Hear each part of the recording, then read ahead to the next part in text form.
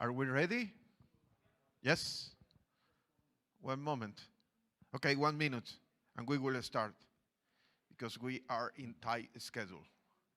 And I'm not using the clicker. Yes. Oh, Jesus.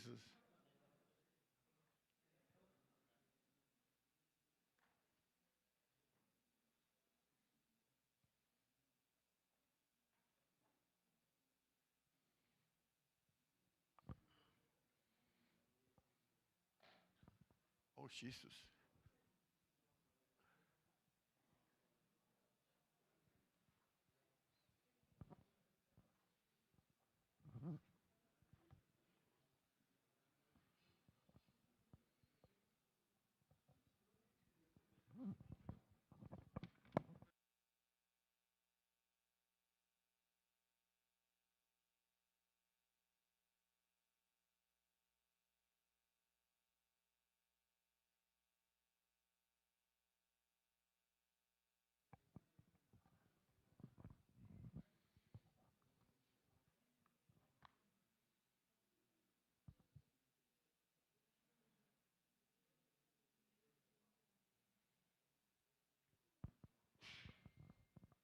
Are we ready? Yes? Okay. Hello, everyone. Welcome back. And it's a pleasure to introduce the new session today. And we have an amazing presenter. We have a Dr. Stanley Johnson, and he is a senior reliability engineer, control system and instrumentation with Madin, Aluminium Company, Saudi Arabia.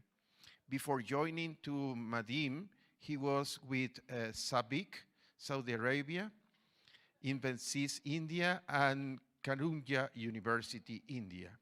He resides in Saudi Arabia since December 2009. Stanley has earned the PhD in control system in 1998 and instrumentation and control engineer by profession, a project management professional, PMP, and certified functional safety expert, CFSE. He delivers academic and leadership lectures, conduct courses for societies and academic institutions, and guides master and PhD scholar. Stanley has over 15 years of industrial experience, successfully completed many international projects of commissioning and upgrading of the DCS and PLC for industries. He has conducted more than 5,000 hours of training for international customer in operation and maintenance. And he has visited business in Singapore, Malaysia, Thailand, Kuwait, Qatar, Emirates, Oman, Bahrain, and USA. Being a member of the Saudi Council of Engineers, International Society of Automation, Project Management Institute, he is actively participate and serve of professional community by volunteering in seminar trainings, programs, and lectures. And he will be talking today the framework for life cycle management of safety international systems in manufacturing facilities of large corporations.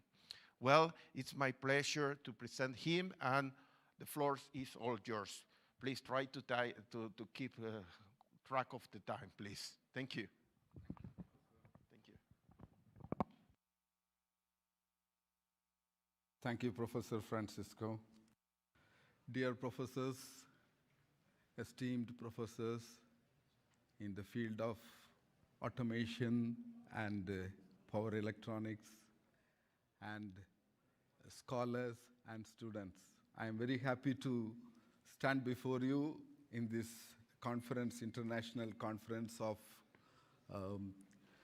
instrumentation and control and automatic diagnostics. The year 2022, after all this pandemic, I'm very happy to be with you.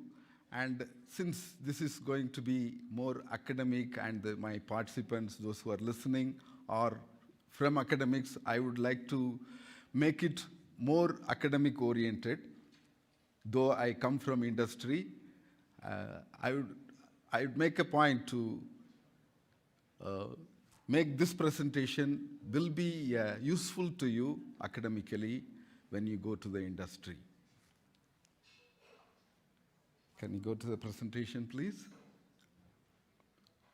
So this is going to be a workshop. In fact,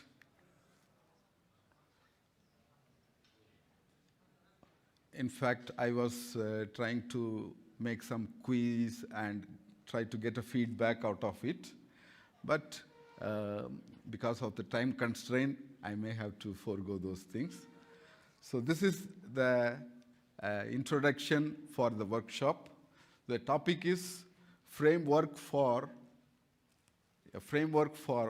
life cycle management of safety instrumented system in manufacturing facilities of large corporations. So we are going to discuss about a framework which will be managing the asset or safety instrumented system for large corporations, maybe having many manufacturing units.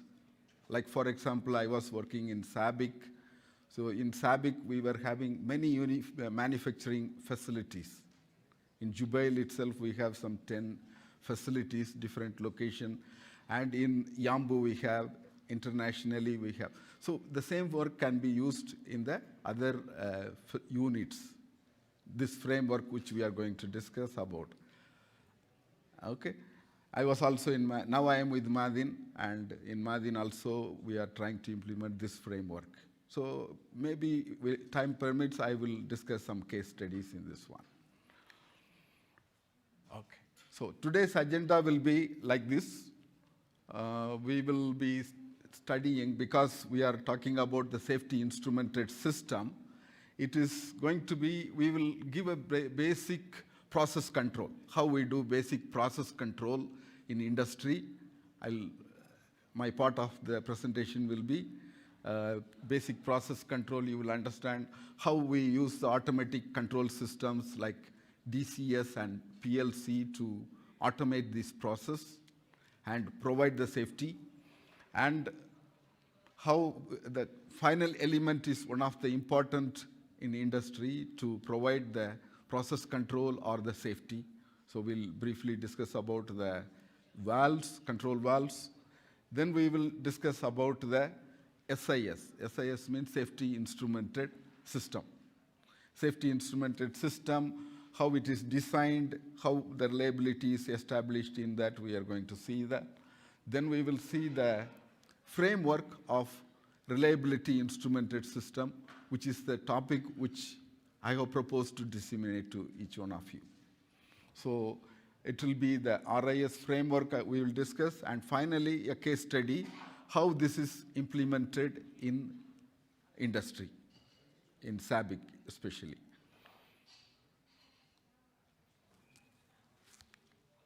Why this is important? Why a framework is needed for managing the safety instrumented system? So the safety instrumented system basically is used for providing safety. That means we are having manufacturing industries where the chemical process is going on, and if the process goes beyond control, what will happen? It will be a havoc. It will be a catastrophe. So to avoid that, we are having interlocks. And these interlocks are built into the safety instrumented system. Okay, it can fail, just like, in our home, we are having fire alarms, isn't it? Do we have fire alarms in our home? Is it working? Many times what happens, it will fail in a different way. Okay, suddenly you will get an alarm. There is no fire, still you will get an alarm. Okay? So if the system really fail, it will not detect fire, and if real case of fire, there may be a big havoc. Okay? It's about that. But sometimes what happens, it spuriously fail and gives nuisance. In the middle of the night, you will get a fire alarm, there is no fire. In industry also it happens. So this is also a failure of safety system, isn't it? You agree with me? A safety system can fail dangerously, or it can fail in a nuisance. It gives a nuisance. So many cases what they do, they shut off the system and they go without a fire and gas system or alarms. Okay, it happens. Okay. So in order to avoid this, in industry we are having a management system so that we can avoid the dangerous failure. If any fire or any dangerous situation happens, system should work. And in the meantime, it should not reduce the production. It should not make the company lose production because of the spurious loss, spurious tripping, nuisance tripping. Okay. So the standard which is being followed is IEC 61508. So this is a standard, and this standard is a universal standard for all kind of safety system. It is not only for the process industry or machinery, it is applicable for nuclear, it is applicable for railway, and various, you can think about anything, everything, it is coming under the safety system management. Okay? And this is widely used universally. From Australia to US, UK, they use this standard. Okay. Our framework is based on this standard, but IEC 61508 encompasses various industries and systems. So we have a substandard, we have a standard below that, is called the IEC 61511. Okay? So this is a risk management. In a risk management, what we do, in general risk management, what we do, we identify the risk, then we analyze the risk and give the mitigation recommendation, mitigate prevention or mitigation. Right? This is a risk management, generally. So the same thing we do in a reliability instrumented system. Okay? So we identify the risk, we identify the functions which will provide the safety from those risks. Then we do the verification whether this function, whatever we are maintaining, is providing the safety, whether the integrity level is good enough. We also then continuously monitor and improve this to be in place. Okay. Sam, can you go to the next presentation? So we have a series of presentation. So I'm thinking of giving a break after the third one, and the fifth one, and the last one. We will see. If required any time, you can interrupt me and we can have a break. Is it okay with you? Okay. Sam, can we go to the next presentation? Yeah. So this is pure academic presentation. What is process control? Because I'm seeing my audience is a wide range. So chemical, electrical, and all sort of specialization people are sitting here. So briefly, I will give introduction about the process control, then how we implement process control in the industry, and controls, the control valve. So these are going to be in this one. Okay.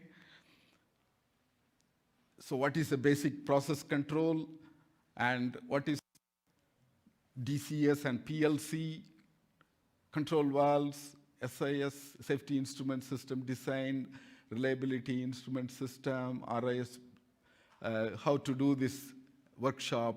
So these things we are going to see. Okay. Effect of loss of control. Okay. So if we lose control, what will happen? There will be a big havoc. Okay, you can see a runaway process goes out of control. A nuclear or chemical reaction will create a fire or explosion. Or a company like Bhopal, the cyanide, the gas like cyanide gas goes out, it will be, community is in hazard, fatality for the community. In Jubail, we are having a company, same company, in Bhopal in the year 1985, there was a big havoc and a whole community around that plant, they had fatality because it is a cyanide and the gas leaked and it goes to the residents. Same kind of company industry we are having in Jubail, but after that we have learned many lessons. We have implemented many safety instrumented system and we are able to manage that. But if it fails, it's going to be a havoc.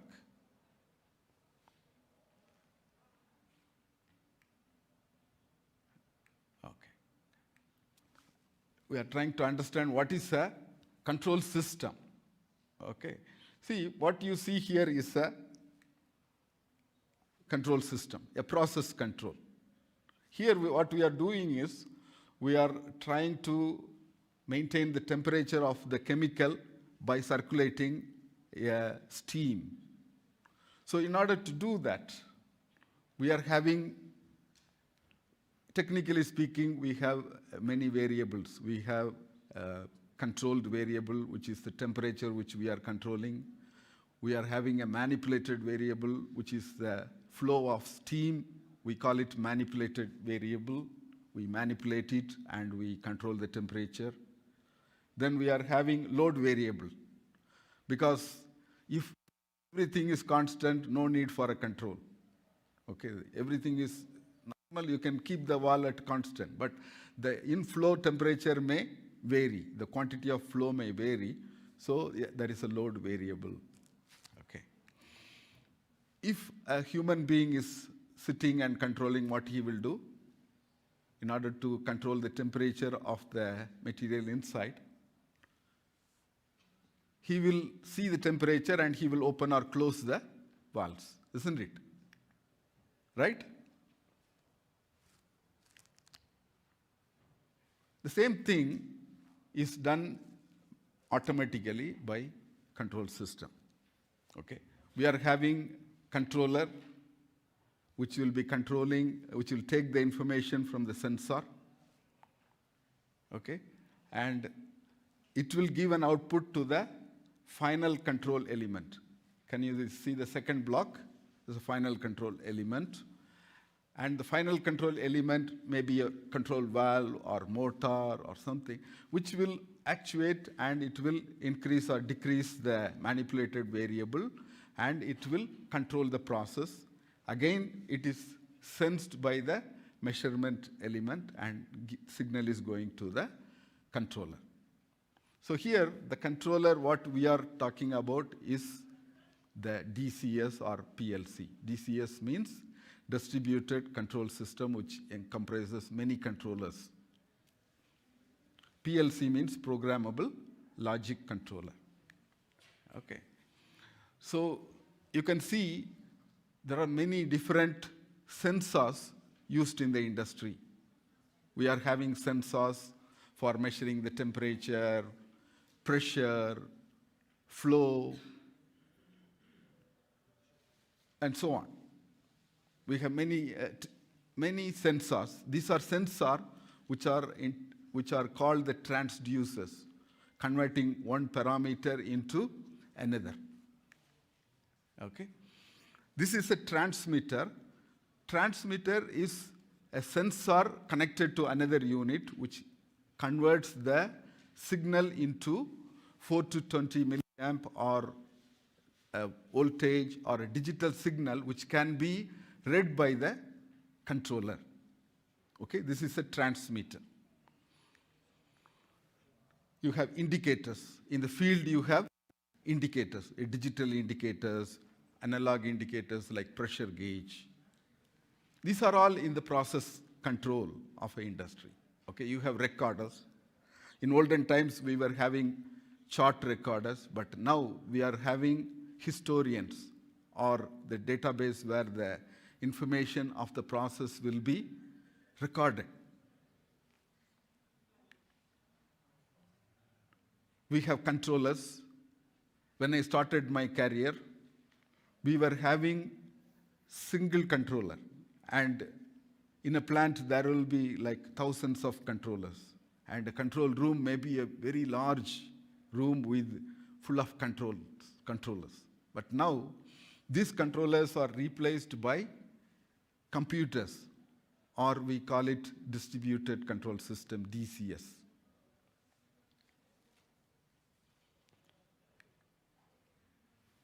We have final control element. The final control element is the one which is actuating the process or manipulating the process variable which we need to use for control. It can be a valve, it can be a motor, it can be a levers of the opening of the manifold for a boiler, or it can be a solenoid valve. So these are all the final control elements. The signal which is actuating really in the field. In a closed loop control system, all of you must have studied about this. Okay? This block diagram is inevitable for process control. Okay? So you have a controller, you have the process, then you have feedback. Okay? This is called the closed loop control system, where you are having a controller, a process variable is measured and it is manipulated. Okay? You have another type of control system which is called the feed-forward control concept, where the process is measured in advance and it is manipulated. For example, here you can see the temperature of the process is measured and the valve is opened or closed. Okay. But in this case, what we are doing is we are measuring the temperature of the steam, because sometimes the steam is acting as a load and the flow may be constant temperature and constant flow. So you go for a feed-forward control system. So this is called a feed-forward control system, where you will take the information in advance, the variation in advance, load variable, and you are controlling. Okay. This is called a cascade control system, where you are having a master and slave control. Okay. Here the objective is to control the temperature. Okay. But in order to do it efficiently, what we are doing, we are accurately measuring the steam flow. We are measuring the steam flow, and you are having two controllers. You can see here, are you able to read FIC and TIC? Can you able to see from that? So you have two controllers, what you are seeing in the screen. Okay? So the temperature controller will give a set point to the flow controller, and the flow is measured in the flow of steam is measured and it is controlled accurately. So this is called this arrangement is called the cascade controller. Then you are having a ratio controller. You are trying to control the ratio of a process accurately. Okay, so you are measuring. One is called the wild flow, another one is called a controlled flow. So you control the controlled flow, and whenever the wild flow is varying, you change the controlled flow so that the ratio will be constant. I will try to make it faster. Okay, so these are the various schemes. You have feedback control, feed-forward control, you have cascade control, you have ratio control, and you have batch control. Okay, sometimes the process may be batch-wise, it may go. So you have batch control. Okay, so I have just given you a very brief idea about process control. Okay? Now we will quickly go into the second presentation. Sam, can we go to the second presentation, please? This is about the DCS and PLC. Okay? In industry, what we saw is a process control. So you are all studying chemical engineer, means you will be studying a process control where you maintain the temperature or pressure or various process condition you control. Okay? So how you control the concept we have seen. Okay? So we have different concepts, we have different type of subsystems.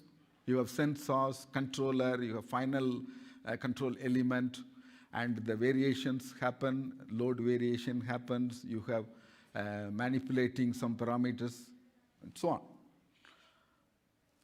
So we'll go to the next one. Here what we are going to study is, or try to understand is, the DCS or PLC. How in industry this process control can be done by you in a large scale. Because in a modern industry, if you go, some 20,000 of controllers are there.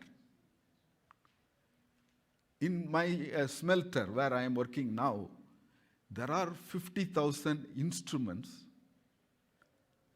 Okay? So these are all controlled by automatic systems. So how it is controlled, we are going to see in the next presentation. So this is about the automation. As a chemical engineer, as an industrial engineer, you must know about this system. Okay? So how automation is done in an industry in the point of view of process control.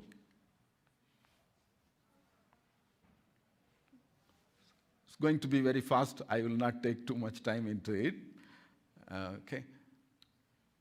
See, automation is used in mundane. It's mundane, you can say. It is used everywhere. It is used in chemical plants. All type of chemical plants, we are having automation. Oil and gas industries, even in metal processing industries. My dear friends, I would like to give this statement, why I became an instrumentation engineer. When I joined university, just like you as first year students, my professor told the importance of instrumentation. We are able to handle very dangerous chemicals and process because we have instrumentation and process control. We handle fluorides. He said, if a drop of fluoride you drop in the 20th floor of a building, the fluorine can pierce through all the floor and it can go down, and still it can go down and it can corrupt the environment. We have seen the cases of the Bhopal gas, where there was a big havoc. Poisonous chemicals, corrosive chemicals, we are able to handle because of the instrumentation and process control. So we have two types of instrumentation done in the industry. One is process control, controlling the process which we have seen. Another one is the safety system or emergency shutdown system, or we call it safety instrumented system. This safety instrumented system is becoming more and more important because we are having nuclear plants. And the nuclear plant, if anything goes beyond control, we need to shut down the process immediately and safely. It's very important. So the management of safety system is what we are now discussing today. It is more and more important because companies want to make more profit. They don't want their name to be spoiled. They don't want to pay huge amount of insurance. They want to be accountable to the society by keeping a safety instrumented system. Okay, so emergency shutdown system in oil pipelines, very important. Like this, we have many applications. This, I don't want to too much spend in that. What you see here is a camel, and you are seeing a vehicle. If you are driving, what you will do? You will work like an automatic control system. Your eyes will see the camel. Immediately what will happen? Your brain will give command to your legs, and you will apply brake. So you can see that this is exactly like a control system. Okay? You have the input module, your eyes are sensing, your brain is working as a control system, and legs are activating and giving output to the brake and stopping the vehicle. Like valves, you have sensors, temperature, pressure, sensors are there. Okay? So this is an automatic system. Just giving you an analogy of a human being, his brain, we are having a controller which is automating the process with other equipments. Okay? So we have different kind of sensors which we have already seen in the previous presentation. These are common. We have many more parameters to be sensed. Okay? We have flow control, we have level control, okay? We have temperature control.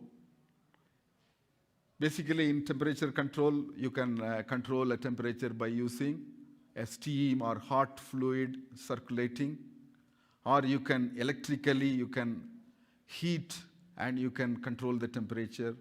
So VFD is a heater bank, variable frequency drive you use, and you can control the temperature. Okay. You have pressure control systems. Okay. The concept is the same. You have a sensor, you have a controller, and you have a final control element which is actuating. Okay. And you have, in this way, you have many templates built into the automatic control system. Okay. So speed can be controlled.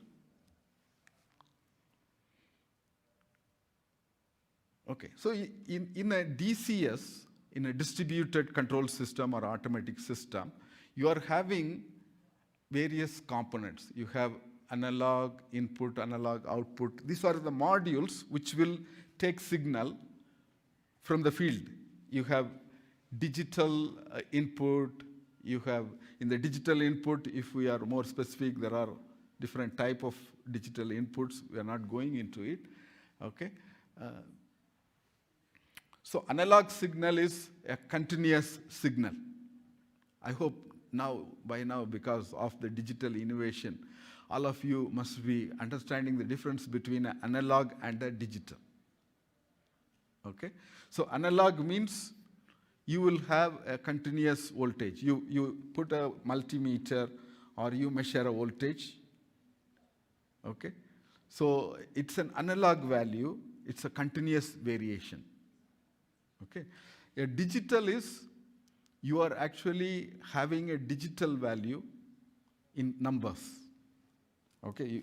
Basically, you will be using a analog to digital converter. You take the data, and it can go into a computer as a numbers. Whereas analog value cannot go into a computer. If you give a voltage to the computer, it will burn. So digital data is a data which you need to convert into using analog to digital converter. Okay. So digital signals are there.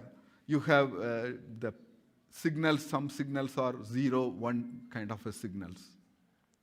Okay, binary signals.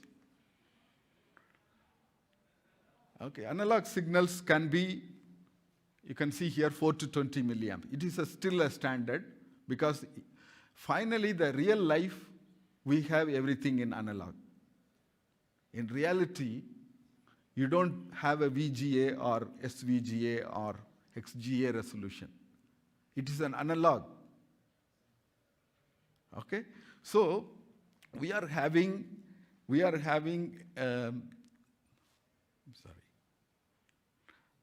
to 20 milliamp is a standard for measuring the signals.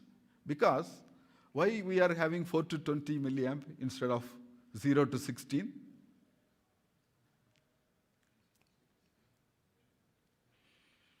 All are blank. Are you able to understand the question at least?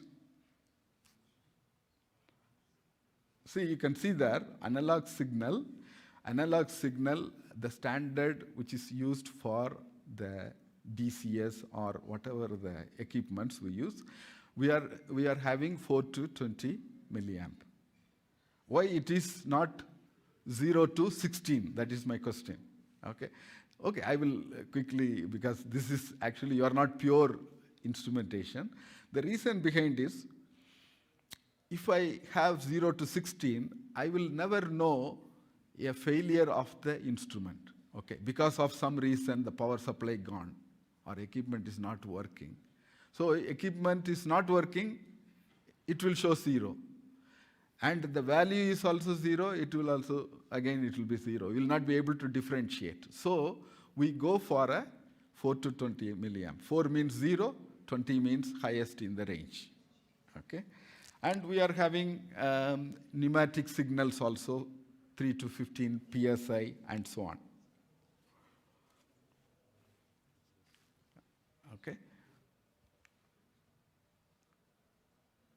What you see here is a DCS, distributed control system. In a DCS, we are having many, see, it is like a network. Okay, DCS is a network where you are having the control piece, controllers. We have the workstation for the operators. In the same network, the plant is also connected. So at different locations, the controllers also will be linked through this network. And in the end, you will be having a analog or digital modules which will convert the analog signals into digital and digital signal back into analog in the real world. Okay.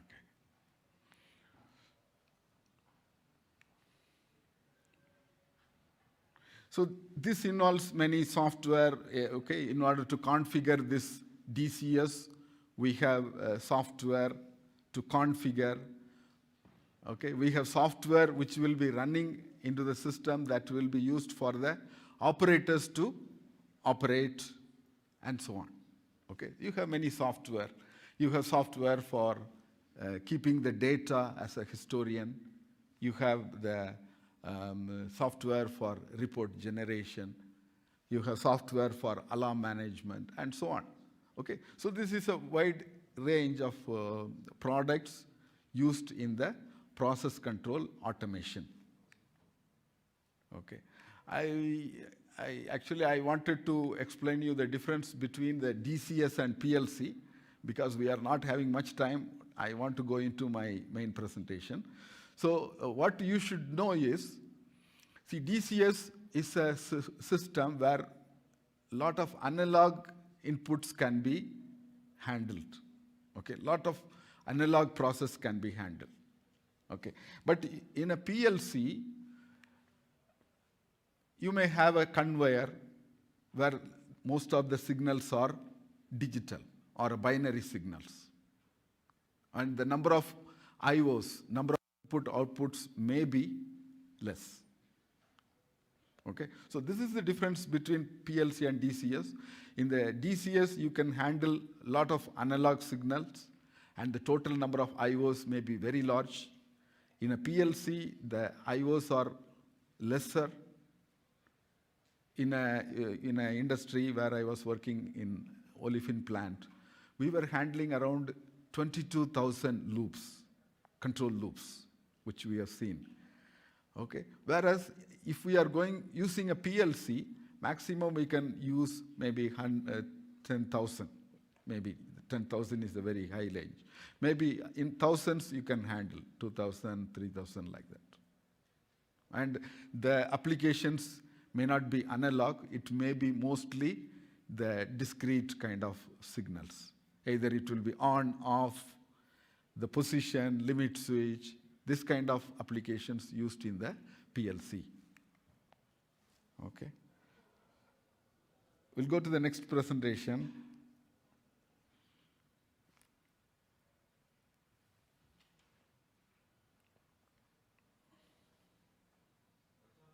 Yeah. Is there any examples for PLC? Yeah, we are having many PLCs. Like we are, see, if we are going for a safety application, we are calling it a Triconics PLC in Schneider Electronics. It is called the Triconics.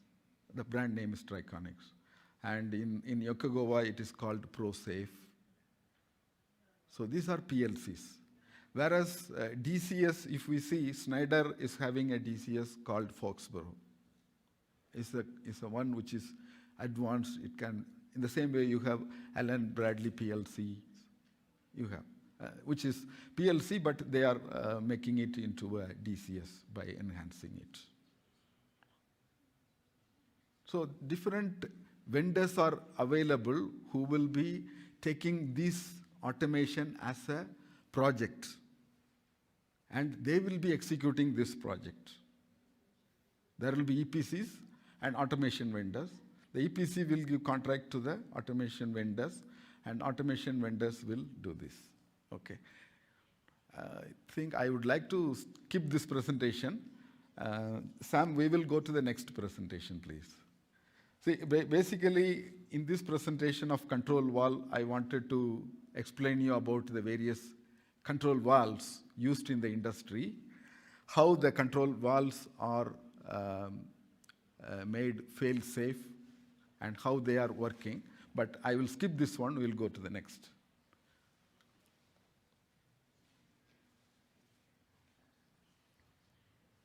Sam, can we go to the next presentation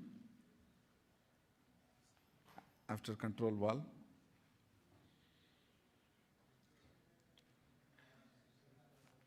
Yeah, okay. Now we are coming to the main topic. This is the one which we were discussing about, the management, life cycle management of the safety instrumented system. Okay, so we have not gone into the life cycle management. I'm giving you basically what is a safety instrumented system and how it is designed. Okay, so in order to provide the safety required for running an industry so that it will not affect the society, it will not give fatality to the people who are working, it will not affect the environment, it will not produce damage to the equipment. So we have safety system.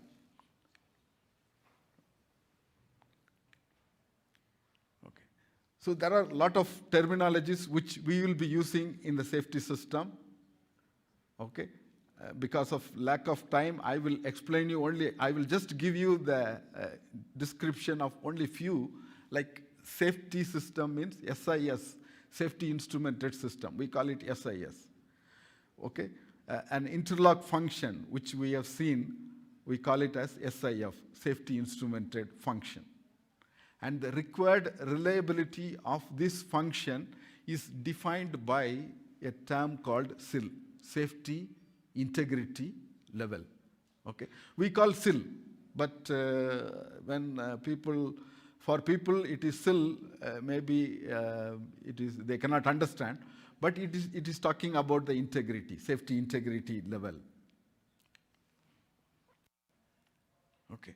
See, in an industry, we are having many layers of protection. Okay. So we are having a process is running. Okay. That means we have automatic process control system running in the background, automatically controlling the process. Okay.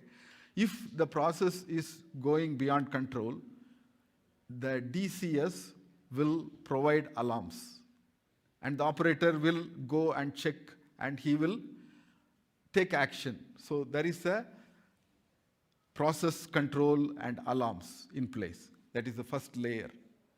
Then in the second layer, if you see, you have the tripping system or safety instrumented system. So the safety instrumented system is also called, in the top if you see, second layer is the emergency shutdown system. So these are the systems which will avoid the happening of danger. This tripping, when it trips, the temperature or pressure will not go beyond the limit. So this is a prevention layer. The last layer of prevention is the safety instrumented system or the emergency shutdown system, which we are discussing about.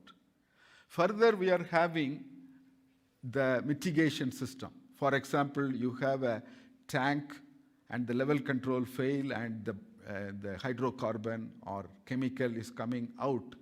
You have a wall called a dike wall around the tank, which will be mitigating only. It's not avoiding. Okay? You are having high pressure system, you are having the pressure regulating wall or PRV, like a mechanical device. Pressure gone high, but it will pop up and it will send the gas to the flare. That's the reason why you can see in some industries, sometime you will see the flare is going very high. Because some problem in the process and the PRV regulating valve, all the control system, everything fail and PRV open and it is going to the flare and it is burning high. Okay? So you have the mitigation. If all mitigation fail, you have emergency response, which is the last layer. So everything needs to be properly planned and it should be done in the industry. Okay. So we have various different names for this safety instrumented system. We call it ESD, fire and gas, burner management system, we have turbine machinery control system, and so on. We have, these are all the various names of safety instrumented systems. Okay. Now coming to the safety instrumented system, we are having, this is different from the process control system. Okay. Basic process control system, DCS we have seen, that is different and this is different. Okay. So this system will trip, or it is called the emergency shutdown system, which will trip or stop the process. Okay. So you are having a pressure interlock. If the pressure goes beyond certain level, you have a pressure transmitter or a pressure switch, which will sense it and give the signal to the safety instrumented system or safety PLC. And the safety PLC will close this inlet valve so that the vessel will not be pressurized. Okay? So you have sensor subsystems, you have a, this whole thing is a safety instrumented system. You have subsystems like sensor, logic solver, and final element. All will be having failure probabilities. Okay, you have subsystems. The failure, if all the three should work together without failure, then only the system will trip in case of danger. So each has a probability of failure, and this probability of failure which we calculate and we try to mitigate. I'll skip this one. Okay. Here comes the safety and availability, which we were talking about. Okay. A safety system should be, it should be reliable. When I say reliable, there are two types of failure.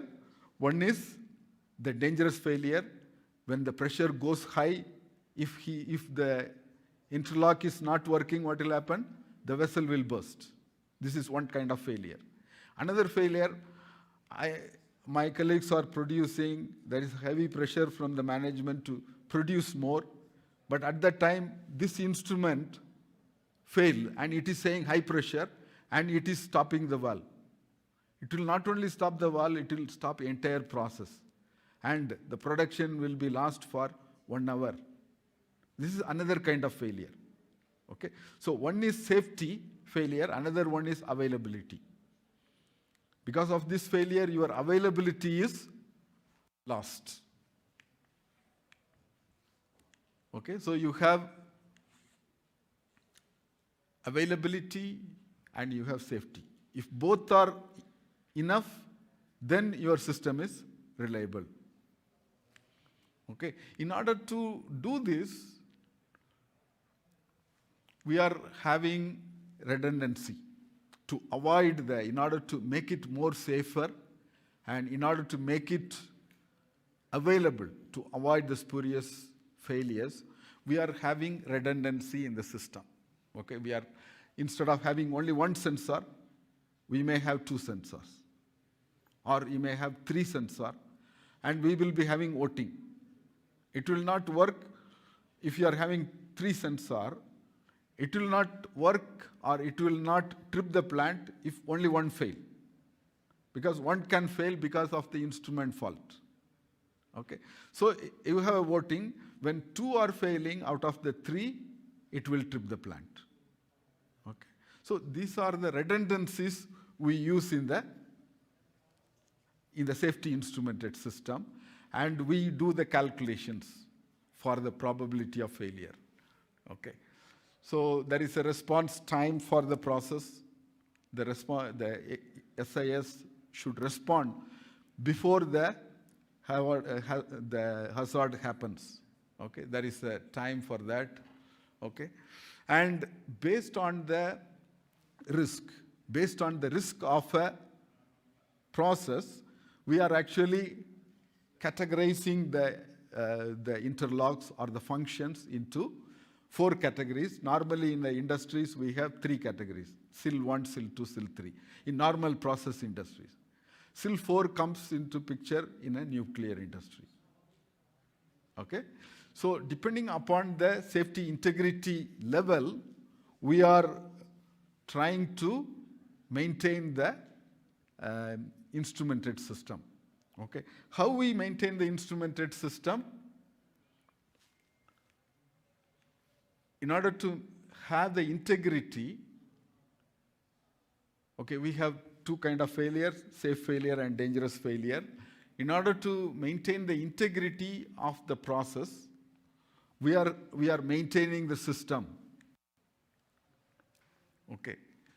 We do the quantitative analysis, we do the risk assessment using the risk matrix, we take the probability of consequence and the probability of failure and the effect of consequence, and we categorize into SIL 1, SIL 2, SIL 3, 4 requirements. Okay? Then we do the risk. These are the methods for risk assessments. Okay? There are design methodologies to design this whole process. Okay? From the process control till emergency response. Okay? And in that, the safety instrumented system is provided the required SIL level, SIL 1, SIL 2, SIL 3, and it is designed with redundancy. Okay? So these are the probability of failure for different layers. Okay? When I say 1 into 10 power minus 1, it is you keep the integrity of this equipment or this system so that there can be one failure after 10 years. 1 into 10 power minus 1 means one failure after 10 years. Okay, like this is for SIL 1. SIL 2 means 100 year, SIL 3 means 1000 year. That much integrity we try to provide for the equipment. Okay? So we select the architecture. Architecture means what I told is the 1 out of 2, 2 out of 2 voting, the redundancy. Okay? We use different technologies. Sometimes we take a digital transmitter with diagnostics, and so on. Okay, so we design this. Okay, so how we maintain the integrity of a safety loop? Okay, we use smart transmitters. We avoid common cause failures. We don't have much time, so I am just quickly telling. There's a common cause failure. We use diversity, we use diagnostics, we use redundancy in the design, okay? And we calculate the probability of failure in our system for all the 3 subsystems, okay? It is called the probability of failure, PFD average, for the whole system, okay?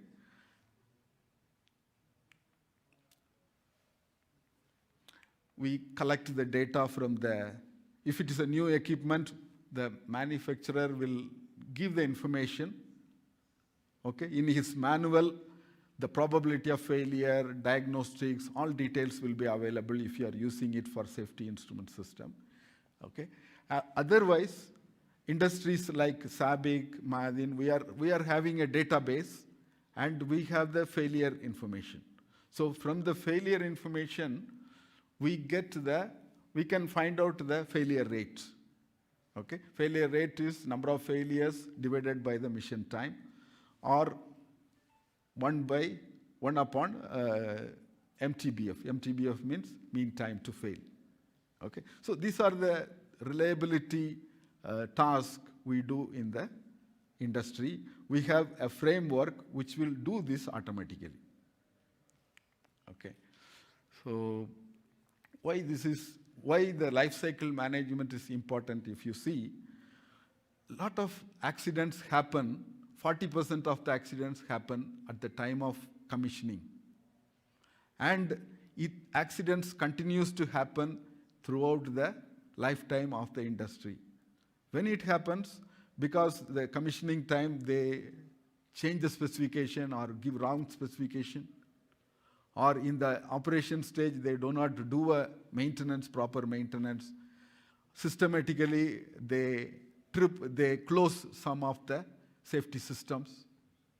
Or they buy, again, a specification problem, systematic, or due to the random failures. Okay? So failures can happen throughout the lifetime. So we need to maintain the integrity of the safety instrumented system. So we need a life cycle management of the safety instrumented system. So as I already told you about the standard IEC 61508, under which we have this standard for chemical industries, IEC 61511. This is for chemical industry. Okay. So this is talking about the life cycle management of the system, starting from the conceptual design, then execution of the project, then operation. During operation, you do some changes. Till it is decommissioned, there is a management required. The standard talks about the management, how you keep it with integrity. Okay. SIL 1, SIL 2. So these are some of the numbers, continuously repeating it. And if you do it properly, it will not haunt you in case something happened wrong in the industry. Okay. So what we do is, we are defining the design parameters. Again, we calculate the probability of failure on demand. And you can see the graph. The probability of failure is keep on increasing. When you do a maintenance, when you do a testing, Again, the probability of failure come down and slowly it increases. The probabilities increases because of the random nature of the systems. Okay, so we give a recommendation through the systems in the safety instrumented in our framework. Okay, so I am in sort of time. This is actually very, if you go into it, you have a lot of things like the probability, the reliability, statistics, calculations. This is one of the things like the Markov process, which is used for systems which are more complicated. Okay, there are software, advanced softwares which are used in the industries, and there are because when redundant system, it becomes more complicated and the calculations become very numerous. Okay, so this is the introduction for safety instrument system. Since you are all staying here, I will go to the, in fact, we are not skipping much. The last presentation I am going to give, how in a case study, which you can see and we can close. Okay, Sam, we can go to the last presentation, number 7. The last one. Yeah. I appreciate all of you for staying with me. You're all hungry, I know. And also, I don't know about your restaurant's timing. Yeah. So don't worry, we are not missing much. I hope you understood what is process control and what is a safety instrument system we have seen. In fact, the safety instrument system is managed by those standards. There are some guidelines to maintain it. Like, for example, in our framework, what we do is we see that the standard is followed. For example, the process control is an independent network, and safety instrumented system is an independent network. It should not be connected. Okay, a failure in process control should not affect the safety system. It should be separate. The personnels working for the process control should be separate, and the safety system should be separate. From the design till operation, changes, everything is separate, should be separated out. And inadvertently, nobody should disable the safety system.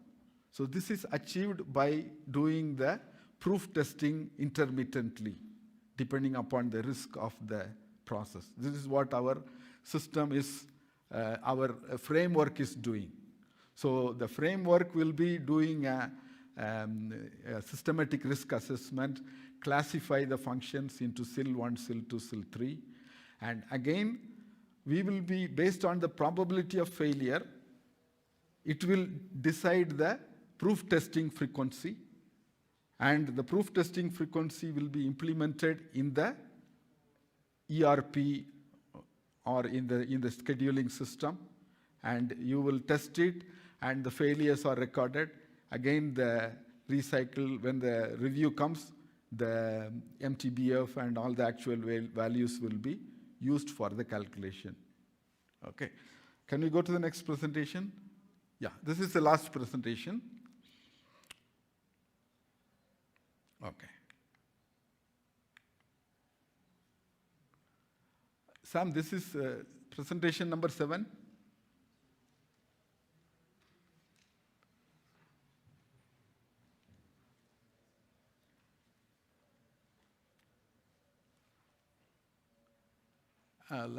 This is the last one.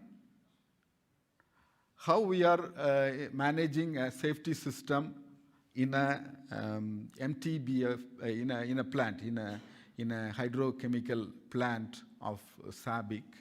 How we are maintaining this. Okay, so this is done in a petrochemical industry.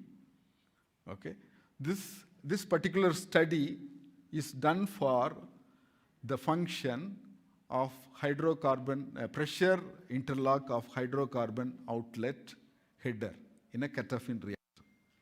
So in a CATOFIN reactor, we have catalyst, and the hydrocarbon is passed into this reactor and at a very high temperature and at a very high pressure. Okay, and the reaction happens and the products are coming out. Okay, the pressure should not exceed beyond that. So we are actually having a safety. There are 3 plants, similar functions available in these plants. Okay, and you are having a hydrocarbon outlet header where you are having the pressure transmitter. The function name is given. SIF is the starting, the 3rd one. Okay, it has a safety loop. Okay, and HACCP is done. What is HACCP? In the design phase of the plant, we are doing a hazard and operability study, and based on that study, this interlock is designed. Okay, so we refer this HACCP documents, and we verify whether this document is followed in the design, and still it is existing. Okay, then we do a risk assessment again. So when we do the risk assessment, we get input from the chemical engineers, automation engineers, the safety personnel, operation personnel. We bring, it's a workshop, and we take all the information about the existing plant. Okay, and these are the equipments. What you see here, which is called the tag names. In industry, each instrument or equipment will be called by a tag name. Okay, what we do is we take all this information. Okay, we are putting it into the system, and we are documenting it. Okay, what is the system? What are the tag names? What are the instrument involved in that? What are the safety requirement specification? Okay, we document it in the system. Then we are putting the failure data. Okay, we have already the MTBF of this instrument. We put the failure data into the system. Okay, and also we are doing the layer of protection analysis, which is the risk assessment. And based on this risk assessment, we concluded that this particular function requires SIL 2, safety integrity level 2. That means a failure can happen once in a 100-year only. After 100-year only, a failure can happen. Okay, so that kind of integrity we are supposed to maintain. Okay, we are putting the failure data into the system. We are giving the data for the sensor, controller, and final element, the valves. And we are calculating the PFD average. Okay, now what we see here is, at present, the instrument is, the function or the interlock as a whole is not meeting. It is giving SIL 1 only. It is integrity level 1 only it is providing. It's supposed to be 2. So we are giving recommendation. Okay, we are giving some recommendation to use some smart devices in the recommendation. And again, based on this recommendation, if they implement, we are checking the integrity level or the PFD average. Okay, when we see that it is meeting, when you put this modification, it is meeting the requirement. Okay, based on this requirement, again we find out how often this need to be tested or maintained. It is 24 months. So we give a recommendation for proof testing interval. Okay, this recommendation will be implemented in the ERP system, and regularly this will be tested in every 24 months. Okay. This is about the integrity, whether it is meeting or not. Okay. Again, after we give the recommendation and it is implemented in ERP, the framework is having provision to record the test results, whether it is tested, whether it is deferred, not tested, all information we get from here. And the status is also coming here.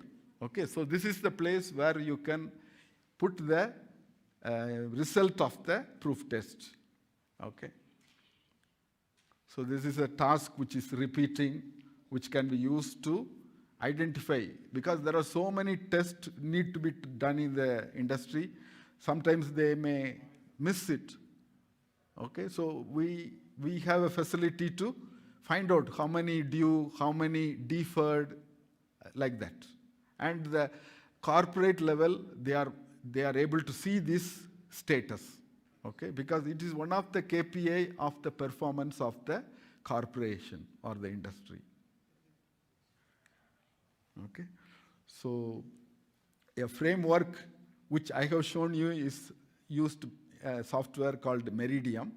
Okay, in order to use this, you need the background about the safety instrumented system, the functions, the probability of failure, how to do this calculation, and so on. But basics you should know. The real thing is done by the software, which is configured. Okay. In fact, if you attend my paper presentation tomorrow, you may get a better view, because now you have some small finalities of the fine things of the safety system you understood. Tomorrow, I may not repeat these things, but you will get an overall picture, because I have implemented this system for SABIC, and from 2017, I'm trying to implement this system now nearly in the final stage for Madin Aluminium. So I had 2 case studies. Maybe tomorrow I will be having opportunity to present. I would request you to attend and get the full benefit of it. If you have any questions, you can ask me. Yes, it's time for question and answers. Yes. Next one. Yeah, please. Can you mic? Yeah, very good question. Actually, this is a reliability engineer's question. See, we are actually having the failures called the bath curve tub, okay? And it is like a bathtub. It's called bathtub curve. But when we are doing reliability analysis, we are doing different functions, okay? Sometimes in our case, to be very fast for your question, we are using exponential data, exponential. They are having other curves also used in the reliability-centered maintenance. So these are all taken care of by the software, but one should be aware what is the difference between the exponential and the linear, and so on. Thank you. Any other question? If there is no more questions, I would like to say thank you very much for your presentation, very comprehensive and complete theoretical explanation. Thank you very much. And yes, let's do sorry, thank you. And thank you, Professor. Thank you. And yeah, finally, thank you, one and all. Thanks. Yeah. And finally, I have an information for all of you. After lunch, there will be oral sessions, and they will be at the second floor. And for that reason, please prepare yourself. And if you can attend over there, it will be the oral presentation of some papers. That will be very exciting and extremely interesting. Thank you very much for your attendance, and see you very soon. Thank you. Bye now.